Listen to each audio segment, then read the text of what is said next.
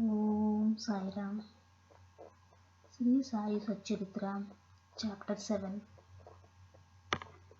Wonderful Incarnation, Behavior of Sai Baba, His Yoga Practices, His all-pervasiveness, Leper Devotees Service, Master Kaparde's Plague Case, Going to Pandharpur. Wonderful Incarnation. Sai Baba knew all yogic practices. He was well versed in the 6 processes, including Dhauti, stomach cleaning, by a moistened piece of linen 3-inch in breadth and 22.5-inch in length. Kanda Yoga, that means separating his limbs and joining them again, and Samadhi, etc. If you think that he was a Hindu, he looked like an Yavan. If you think him to be a Yavan, he looked like a pious Hindu. No one definitely knew whether he was a Hindu or a Mohammedan. He celebrated the Hindu festival of Ramanavami with all due formalities and at the same time permitted the sandal procession of the Mohammedans. He encouraged wrestling bouts in this festival and gave good prizes to winners. When the Gokul Ashtami came, he got the Gopal Kala ceremony duly performed, and on Eid's festivals he allowed Mohammedans to say their prayers, namaz in his masjid. Once in the Muharram festival, some Mohammedans proposed to contract a tazia or tabat in the masjid, keep it there for some days, and afterwards take it in procession through the village.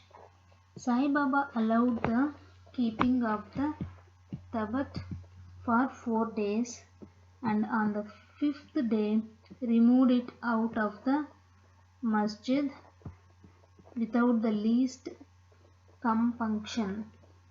If we say that he was a Mohammedan, his ears were pierced, that means had holes according to Hindu fashion. If you think that he was a Hindu, he advocated the practice of circumcision.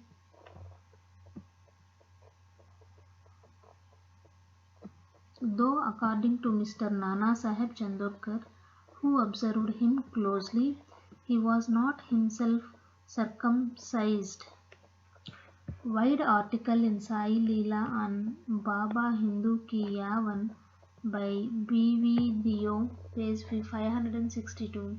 If you call him Hindu, he always lived in the masjid. If Mohammedan, he had always the Duni sacred fire there, and the following things which are contrary to Mohammedan religion, that means grinding on the hand mill, blowing of the conch and bells, oblation in the fire, bhajan, giving of food, and worship of Baba's feet by means of argya, water were always allowed there. If you think that he was a Mohammedan, the best of Brahmins and Agnihotris, leaving aside their orthodox views, fell prostrate at his feet.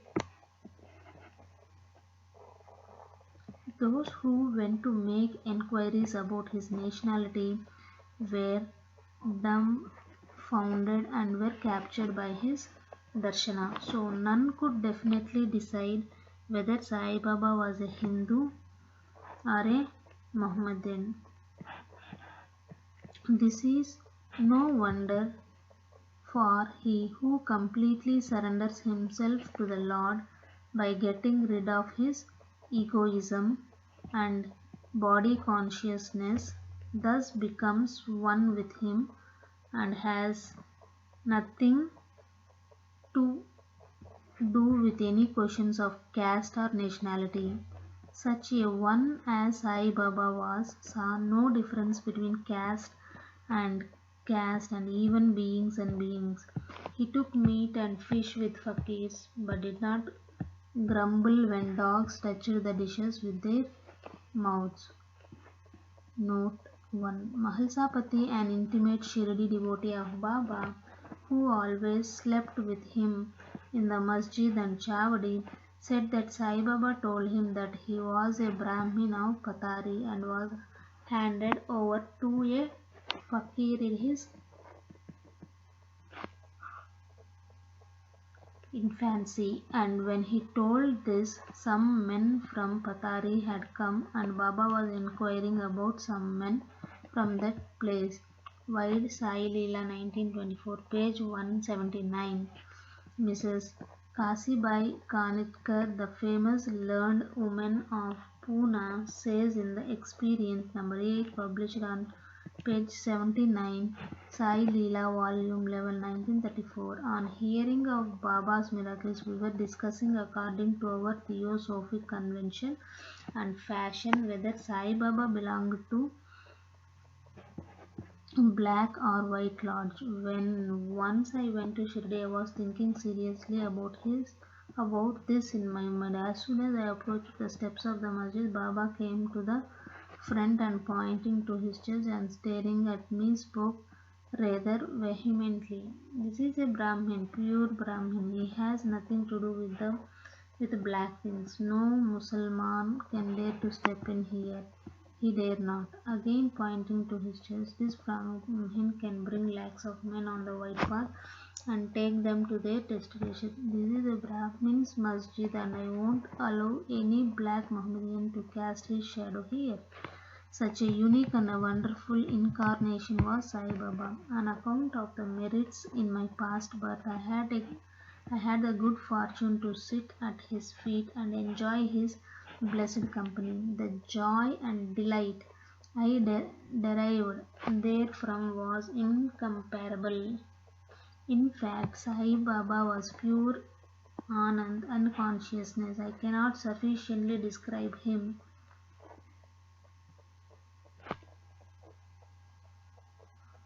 His greatness and uniqueness. He who took delight at his feet was established in his own self. Many sannyasis, sadhakas, and all sorts of men aspiring for salvation came to Sai Baba. He always walked, talked, and laughed with them, and always uttered with his tongue, Allah Malik, God is the sole owner. He never liked discussion or arguments. He was always calm and controlled, though irritable at times, always preached full Vedanta.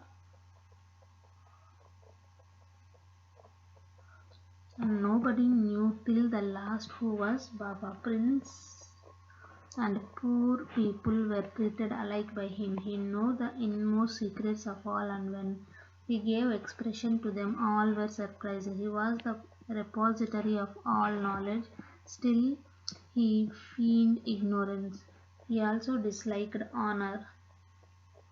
Such were the characteristics of Sai Baba. Though he had a human body, his deeds testified to his godhood. All people considered him as the Lord God in Shirdi. Behavior of Sai Baba. Fool that I am!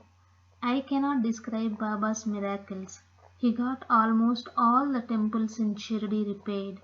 Through Tatya Patil, the temples of Shani, Ganapati, Shankar, Parvati, village deity, and Maruti were put in order. His charity was also remarkable. The money he used to collect as dakshina was freely distributed. Rupees 20 to some, rupees 15 or 50 to others every day. The recipients thought that this was pure charity money, and Baba wished that it should be usefully employed.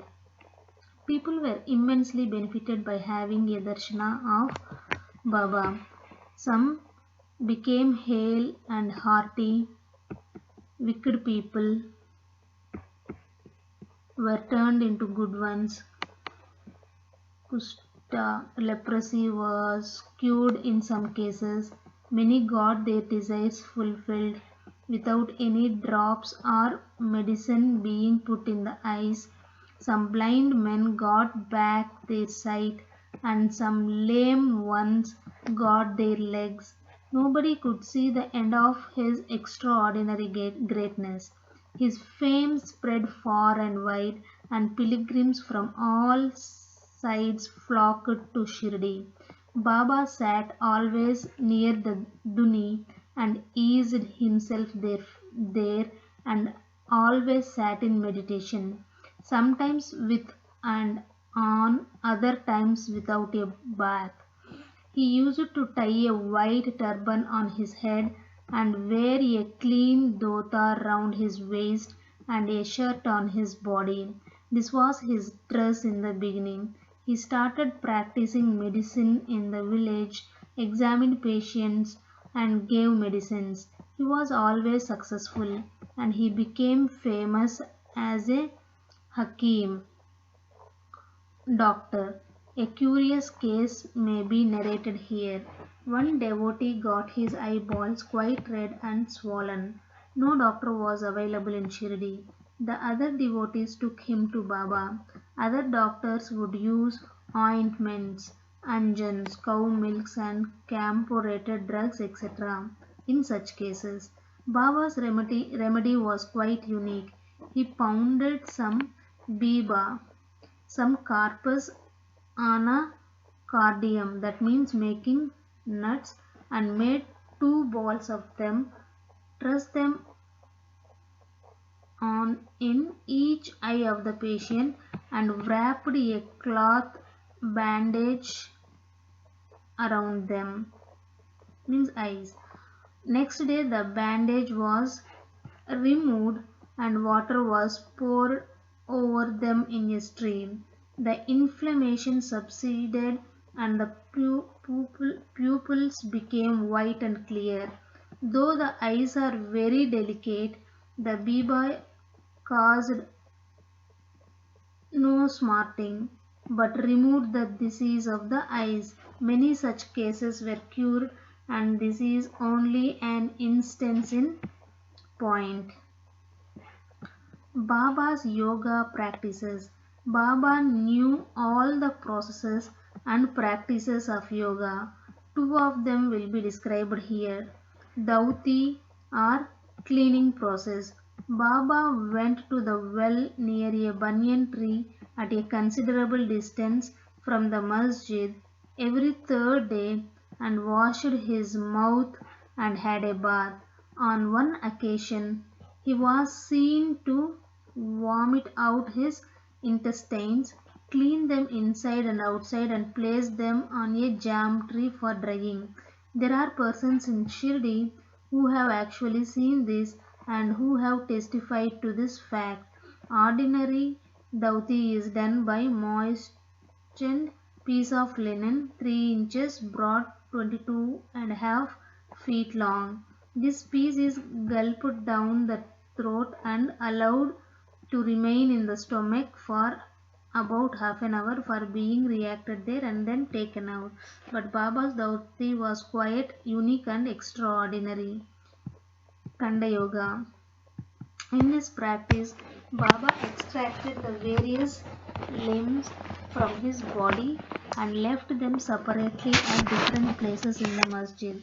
Once a gentleman went to the masjid and saw the limbs of Baba lying separately at separate places. He was much terrified, and he first thought of running to the village officers and informing them of Baba hacked to pieces and murdered. He thought that he would be held responsible as he was the first informant and knew something of the affair, so he kept silent. But next day, when he went to the masjid, he was very much surprised to see Baba hale and hearty and sound as before. He thought that what he had seen the previous day was only a dream. Baba practiced yoga since his infancy and nobody knew or guessed the proficiency he attained. He charged no fees for his cures, became renowned and famous by virtue of his merits, gave health to many a poor and suffering person. This famous doctor of doctors cared not for his interest but always worked for the good and welfare of others, himself suffering unbearable and terrible pain many a time in the process. One such instance I give below, which will show the all pervasive and most merciful character of Sai Baba. Baba's all pervasiveness and mercy. In the year 1910 AD, Baba was sitting near the Duni on Diwali day and warming himself. He was pushing firewood into the Duni, which was brightly burning. A little later, instead of pushing logs of wood, Baba pushed his arm into the Duni. The arm was scorched and burnt immediately. This was noticed by the servant Madhava and also by Madhavrao Deshpande. They at once ran to Baba and Madhavrao clasped Baba by his waist from behind and dragged him forcibly backward and asked Deva, "For what have you done this?" Then Baba came to his senses and replied, "The wife of a blacksmith at some distant place was working the bellows of a furnace. Her husband hauled her, forgetting that her child was on her way. She ran hastily and the child slipped into the furnace. I immediately thrust my hand into the furnace and saved the child. I do not mind my arm being burned, but I am glad that the life of the child is saved." Leper devotees service. On hearing the news of Baba's hand being burnt from Shama Madhavrao Deshpande, Mr. Nana Saheb Chandorkar, accompanied by the famous Dr. Parmanand of Bombay with his medical outfit consisting of ointments, lint and bandage, etc., rushed to Shirdi and requested Baba to allow Dr. Parmanand to examine the arm and dress the wound caused by the burn. This was refused. Ever since the burn, the arm was dressed by the leper devotee Bagoji Shinde. His treatment consisted in massaging the burned part with ghee and then placing a leaf over it and bandaging it tightly with patties, bandages. Mr. Nana Saheb Chandorkar solicited Baba many a time to unfasten the patties and get the wound examined and dressed and treated by Dr. Parmanand with the object that it might be speedily healed. Dr. Parmanand himself made similar requests, but Baba postponed, saying that Allah was his doctor and did not allow his arm to be examined. Dr. Parmanand's medicines were not exposed to the air of Shirdi as they remained intact, but he had the good fortune of getting a darshana of Baba. Bagoji was allowed to treat the hand daily. After some days, the arm healed and all were happy. Still, we do not know whether any trace of pain was left or not. Every morning, Bagoji went through this program of loosening the patties, massaging the arm with ghee and tightly bandaging it again. This went on till Sai Baba's Samadhi. That Sai Baba, a perfect Siddha as he was, did not really want this treatment, but out of love to his devotee, he allowed the Upasana service of Bagoji to go on uninterrupted all along. When Baba started for Lendi, Bagoji held an umbrella over him and accompanied him. Every morning when Baba sat near the post close to the Duni, Bagoji was present and started his service. Bagoji was a sinner in his past birth. He was suffering from leprosy. His fingers had shrunk. His body was full of pus and smelling badly. Though outwardly he seemed so unfortunate, he was really very lucky and happy, for he was the premier servant of Baba and got the benefit of his company. Master Kaparde's plague case. I shall now relate another instance of Baba's wonderful Leela. Mrs. Kaparde, the wife of Mr. Dada Saheb Kaparde of Amroti, was staying at Shirdi with her young son for some days. One day the son got high fever, which further developed into bubonic plague. The mother was frightened and felt most uneasy. She thought of leaving the place for Amroti and went near Baba in the evening. When he was coming near the Vada, now Samadhi Mandir, in his evening grounds for asking his permission, she informed him in a trembled tone that her dear young son was down with plague. Baba spoke kindly and softly to her, saying that the sky is beset with clouds, but they will melt and pass off, and everything will be smooth and clear. So saying, he lifted up his kafni up to the waist and showed to all present four fully developed buboes as big as eggs and added, See how I have to suffer for my devotees. The difficulties are mine. Seeing this unique and extraordinary deed, the people were convinced as to how the saints suffer pains for their devotees. The mind of the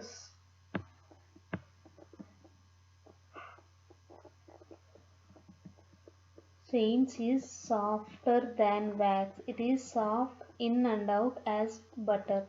They love their devotees without any idea of gain and regard them as their two relatives.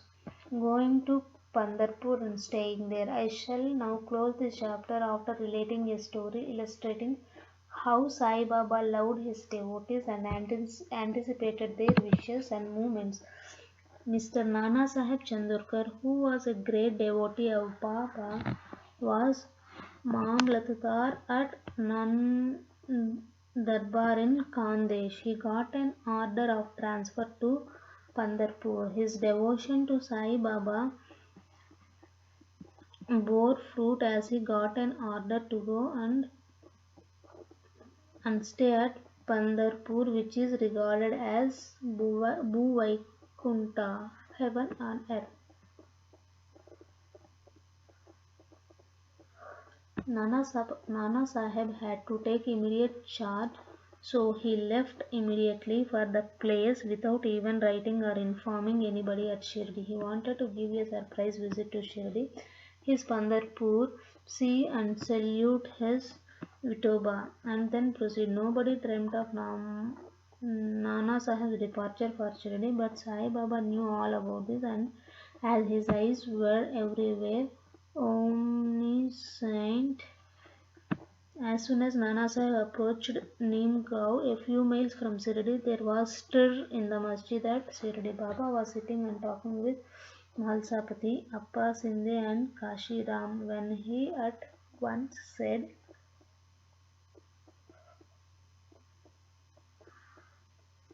Let us all four do some bhajan. The doors of Pandari are open. Let us merrily sing. Then they began to sing in chorus, the burden of song being, I have to go to Pandarpur and I have to stay on there, for it is the house of my Lord. Baba sang and the devotees followed him. In a short time, Nana Sahib came there with his family, prostrated before Baba and requested him to accompany them to Pandarpur and stay with them there. This solicitation was not necessary, as the devotees told Nana Sahib that Baba was already in the mood of going to Pandarpur and staying there. Hearing this, Nana Sahib was moved and fell at Baba's feet. Then, getting Baba's permission, Udi and blessings, Nana Sahib left For Pandharpur, there is no end to Baba's stories, but let me now make a halt here, reserving for the next chapter other topics